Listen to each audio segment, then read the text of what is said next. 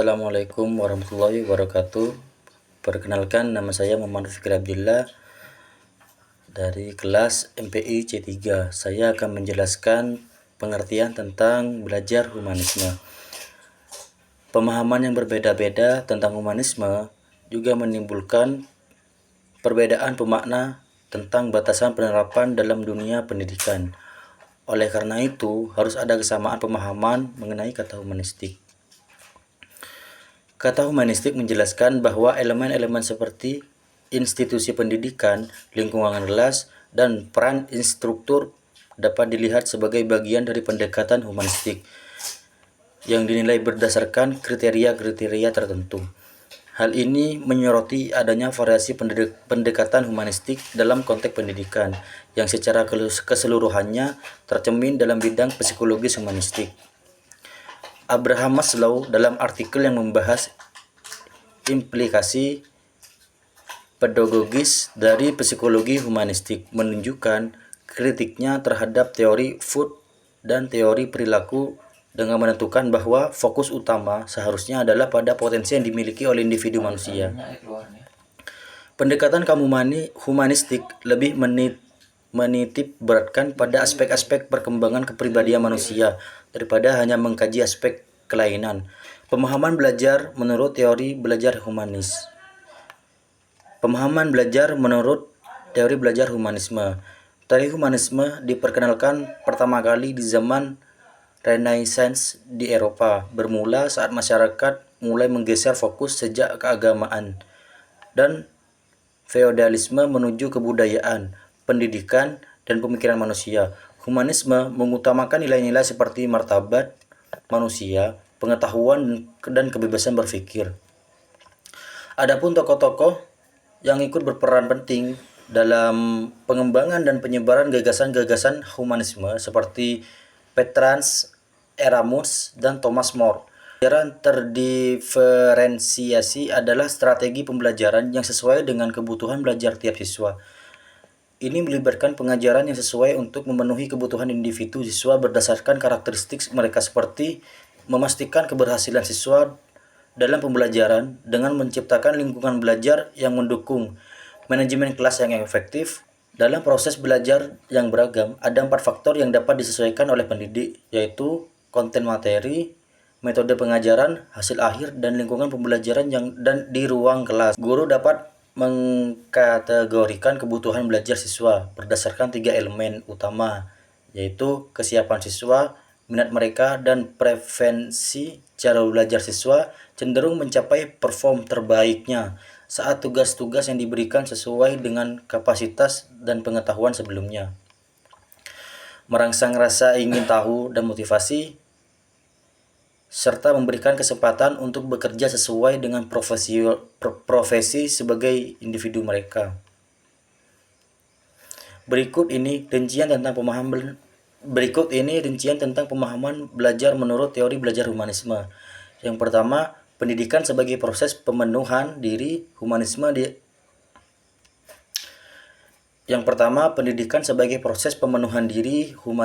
menganggap pendidikan sebagai proses yang membantu individu dalam mencapai potensi sepenuhnya. Tujuan utama pendidikan adalah untuk membantu individu menjadi pribadi yang utuh, mandiri, dan berkembang secara optimal. Yang kedua, fokus pada individu. Teori ini menekankan bahwa setiap individu adalah untuk memiliki kebutuhan serta. Yang kedua, fokus pada individu. Teori ini menekankan bahwa setiap individu adalah unik dan memiliki kebutuhan serta kemampuan yang berbeda-beda. Oleh karena itu, pendekatan pembelajaran harus sesuai dengan kebutuhan karakter setiap individu tersebut. Yang ketiga, konsep self, pemenuhan diri. Humanisme memandang bahwa setiap individu memiliki dorongan bawaan untuk mencapai self-aktualisme, yaitu mencapai potensi maksimal dan menjadi diri yang sejati. Proses belajar diarahkan untuk membantu individu mengembangkan potensi dirinya secara penuh. Yang keempat, pentingnya konteks sosial. Meskipun menekankan pada aspek individualisme, teori humanisme juga mengakui pentingnya konteks sosial dalam proses pembelajaran. Interaksi dengan lingkungan dan orang lain dianggap penting dalam membentuk pemahaman, dan pengalaman individu. Yang kelima, pendekatan pendidikan yang berpusat pada siswa. Dalam konteks pendidikan, humanisme mendorong adopsi pendekatan yang berpusat pada siswa, di mana guru berperan sebagai fasilitas dan mendukung siswa dalam mencapai tujuan belajar. Dengan demikian, pemahaman belajar menurut teori belajar humanisme adalah pembelajaran yang bertujuan untuk memfasilitasi individu dalam mencapai potensi penuhnya, dengan menekankan pada aspek individualitas, pemenuhan diri, dan keterlibatan aktif dalam proses pembelajaran. Berikut contoh pemahaman belajar menurut humanisme. Yang pertama, meliputi siswa wajib mempunyai inisiatif dalam pembelajaran mereka, menetapkan tujuan pribadi, serta mengembangkan minat mereka sendiri. Yang kedua, pendidikan dianggap sebagai proses interaktif antara guru dan siswa, di mana keduanya dapat berbagi pengetahuan dan pengalaman untuk saling menghormati. Yang ketiga, guru menerima keberagaman siswa dan memfasilitasi perkembangan pribadi mereka sesuai dengan kebutuhan dan minat unik mereka. Yang keempat, siswa refleksi. Yang keempat, siswa diarahkan untuk memperbaiki diri mereka sendiri dan terlibat analitis refleksi diri untuk menambah juga pemahaman mereka mengenai dunia dan diri mereka sendiri. Yang kelima, pendekatan humanisme memberikan peran aktif pada siswa dalam arti memungkinkan mereka merasa lebih bertanggung jawab atas pentingnya pembelajaran pendidikan mereka sendiri. Yang keenam, humanisme mengakui pendidikan sebagai pembentukan karakter dan kepribadian secara menyeluruh, bukan sekedar transfer pengetahuan saja. Selanjutnya yang C, tokoh-tokoh yang mempelopori teori belajar humanisme. Semakin berkembangnya zaman, kini teori tentang pembelajaran humanisme banyak mengalami perubahan konsep pemahaman dan cara penanganannya. Dilihat dari beberapa tokoh-tokoh terdahulu yang menyongsong ide serta konsep tentang teori belajar humanisme. Maka dari itu, untuk mendalami lagi mengenai teori belajar tersebut, kita perlu juga mempelajari setiap pemikiran dan konsep dari tokoh-tokoh terdahulu. Yang pertama, Charles Rogers. Dia merupakan psikolog Amerika yang sangat berpengaruh dalam bidang psikologis Dia merupakan psikologis. Yang pertama, Charles Rogers. Dia merupakan psikolog Amerika yang sangat berpengaruh dalam bidang psikologi humanistik. Metode yang digunakan oleh Rogers pada awalnya dalam penerapan psikoterapi disebut sebagai terapi non-destruktif atau client-centered dan inovatif dalam proses pengobatannya.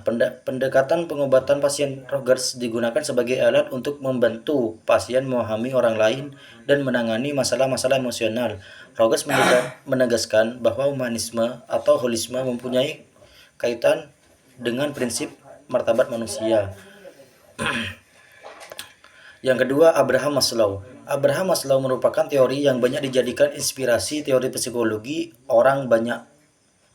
Ini juga seorang psikologi Amerika yang merupakan otoritas terkemuka di bidang psikologi humanistik. Dia juga terkenal karena teorinya sendiri tentang hierarki kebutuhan manusia. Abraham Maslow dalam sebagian besar teorinya dan signifikan berasumsi bahwa dalam diri manusia terdapat dorongan positif dan kekuatan yang bisa mendorong atau menghambat pertumbuhan. Yang ketiga, Arthur Combs, yang juga terkenal sebagai seorang tokoh humanistik yang berpengaruh dalam bidang pendidikan, menyatakan bahwa pendidikan harus memiliki pemahaman yang mendalam tentang perilaku serta didik dengan mempertimbangkan sudut pandang mereka yang beragam. Aspek batiniah seperti perasaan, persepsi, keyakinan, dan tujuan membedakan individu satu sama lain. Untuk memahami seorang dengan baik, penting untuk terlihat dunia dari perspektif mereka, termasuk cara mereka berpikir dan merasakan tentang diri mereka sendiri. Jika ingin mengubah perilaku seorang, langkah awalnya adalah mengubah persepsi mereka. Pembelajaran pendidikan Islam sebagai sarana pembelajaran memberikan kesempatan bagi pendidik untuk menerapkan pendekatan humanistik. Ahli teori pembelajaran seperti Abraham Maslow, Carl Rogers, Arthur Combs, Carl Honey. Selain itu, Kaur menjelaskan 4 tahapan pembelajaran. Selanjutnya yang D, implementasi teori belajar humanisme dalam proses belajar mengajar. Pengenalan teori belajar humanisme dalam proses belajar mengajar menekankan pada perkembangan potensi pribadi siswa, kebebasan belajar sesuai minat dan kebutuhan individu, dan evaluasi pengalaman langsung. Penerapan teori humanisme dalam konteks pembelajaran menekankan peran penting pikiran selama proses belajar, yang membentuk strategi pembelajaran yang diterapkan dalam pendekatan ini.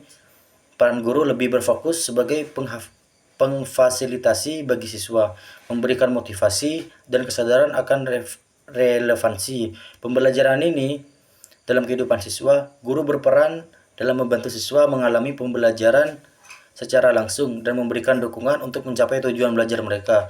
Siswa dianggap sebagai subjek utama yang aktif dalam proses pembelajaran, dengan menekankan pada pengenalan dan pengembangan potensi individu mereka, dan meminimalisir kemungkinan-kemungkinan negatif. Mengetahui diri guru pembelajaran hendaknya disesuaikan melalui wawasan langsung dan efektif oleh siswa.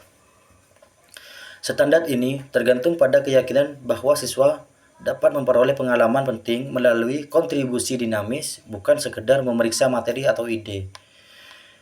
Teori belajar humanisme dipandang penting untuk diterapkan pada proses pembelajaran mengajar di sekolah dan digunakan oleh para ahli pendidik sedikit banyak secara langsung atau sederhana dan terencana atau tidak langsungnya telah diterapkan dengan lancar. Pembelajaran mengikuti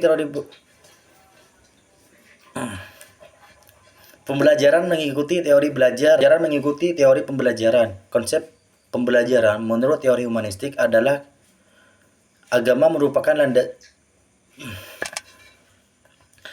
Terima kasih. Berikut presentasi dari saya. Kurang lebihnya mohon maaf. Wassalamualaikum warahmatullahi wabarakatuh.